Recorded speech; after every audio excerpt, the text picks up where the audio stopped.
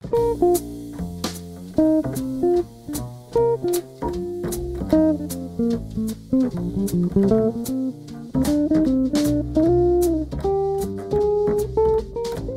I was a kid, I used to live in a compound with my family and my relatives. And one of the things that my cousins and I used to love doing was walking to our Lolo and Lola's house and watching what they will be preparing for us. So today, I will let you in something that we used to love doing together as cousins with our Lolo and Lola. I'm Cheska Kramer, and today I will let you in my childhood and prepare cheesy buko salad with Eden cheese. What I love preparing about buko salad is it's so easy.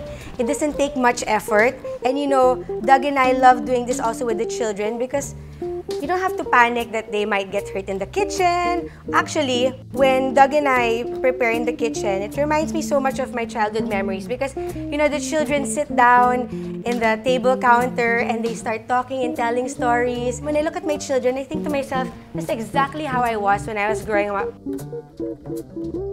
You know, when I think of comfort food, I think something that makes me feel good. These are things that you can never replace. And you know, the world gets so busy and you get caught up. And if there's one thing that brings you back to your safe place, it's home. There you go. Ooh, we're almost done. And then you put your cream. All you have to do is mix it together. Looks really pretty. And it's very yummy. Alright, so now that we're done mixing them together, we'll cover it up na muna before putting it in the ref.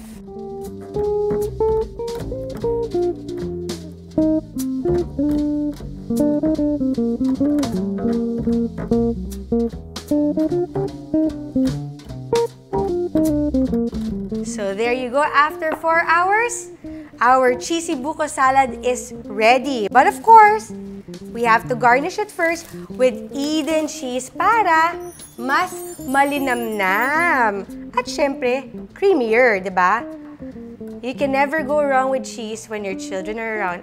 Actually, Doug spoke to me and told me something recently. Sabi niya sa akin, you know, honey, I cannot ask anything more from you as a wife. All I really want from you is matuto ka naman mag-bake. Ganon?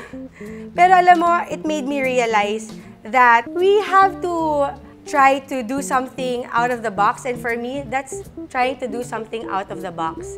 And so this year, I will try my best to brave up and take baking lessons for my husband and my children. And siguro by that time, I can make more malinamnam cheese muffins and creamier cheese muffins and cheese rolls for my family. So there, we're already done, diba? I hope my childhood stories inspired you. And may it inspire you to relive yours as well. And if you have a family of your own, relive it with your children. Talk about it with your husband. Talk about it with your friends. And let it be something good to remember and always something that you can look back to. And I hope that you can prepare also my cheesy buko salad with your family as well. Ta-ta!